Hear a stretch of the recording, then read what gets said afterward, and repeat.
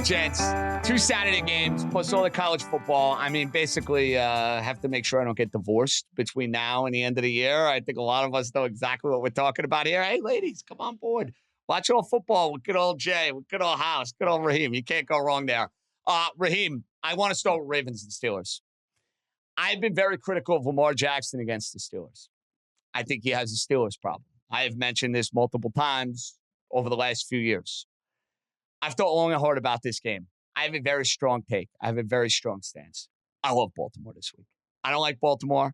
I absolutely love Baltimore. And I know how stupid that sounds.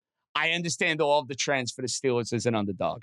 I understand what Mike Tomlin does when he is an underdog. I know Lamar Jackson can't beat the Pittsburgh Steelers.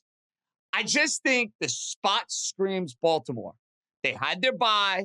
They had their warm-up game against the Giants. They kind of basically said, hey, Derrick Henry, we're leaving you in the garage against the Giants. We don't really need you.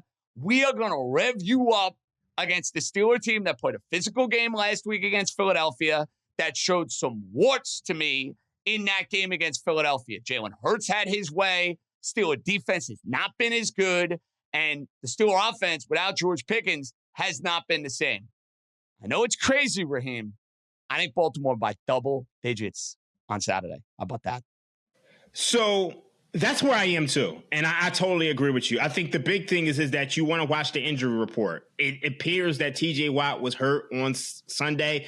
He didn't practice on Tuesday, but he did return in a limited fashion on Wednesday. And we know the Steelers are 1-10 without TJ Watt since TJ Watt joined the Steelers. But also the other big injury is George Pickens. And we know that Russell Wilson likes to throw the ball down the field to George Pickens. And since he's been out of the lineup the last 2 weeks, 26 in EPA per play, 30th in success rate, 35% success rate without George Pickens. So that's been a major issue for the Steelers offense, but I also think the defense isn't necessarily the same. And look, I know they've limited Lamar Jackson. Look, the Ravens, 16 points, 10 points, 10 points, 13 points, 16 points, 13 points, 19 points, and 14 points in the games in which Lamar Jackson has played the Steelers. But I think this week is different, and I agree with you. If Pickens is out of the lineup, I think you smash the Ravens. And I also think you can bet the Ravens to win the AFC North at plus 130, because if they win this game, you got to remember the Steelers got Kansas City coming up. I think the Ravens are in a good position to pass this team.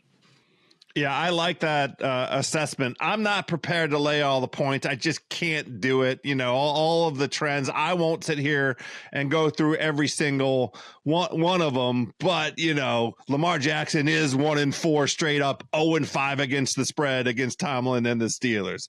As an underdog of 4 more points against the Ravens, the Steelers are 8-0 in franchise history. With Tomlin, they're 6-0 against the spread as a dog of more than 3 points against the Ravens. Also, Pittsburgh coming off of a loss, 10-1 against the spread after a loss by 7 or more points. There's a whole batch of additional numbers you could do that talk about how effective Mike Tomlin is against John Harbaugh, how effective the underdog has been in this series between these two teams. But I agree with how compromised the Steelers are, and we just watched it.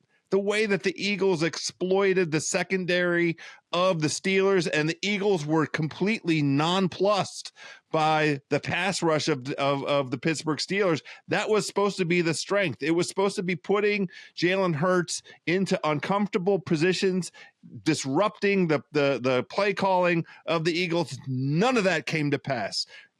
Speaking of pass, what Jalen Hurts did was come out and complete nearly every ball for 2 touchdowns and 200 yards in the first half and establish the dominance of the Eagles.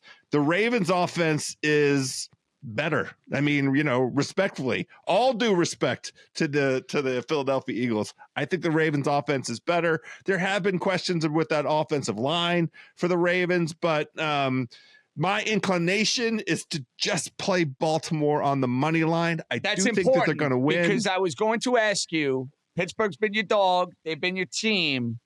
I was going to ask if you were taking them outright. And the answer to that question is no. No. And honestly, I just want to say it on these airwaves. I got bullied into taking Pittsburgh against the Eagles. My preference for the dog on the show on Sunday was Dallas. Dallas was my favorite dog. I said on this show last Thursday how much I like them as a dog, but I got bullied. The Podfather was making fun of me for backing a bad team as a dog, and I said, okay, fine. Pittsburgh was so good to me all season long. It's fine. It's fine. We accept it. That's a lesson, House. We don't get bullied around here. It's a lesson. We definitely don't get bullied. We don't get bullied around here. House, you've been hot all season long. If you look at your season long win record on picking every game, you've been hot. So you can't let anybody bully you. Fair enough. I do like Baltimore on the money line. I'm not going to lay the points. Okay.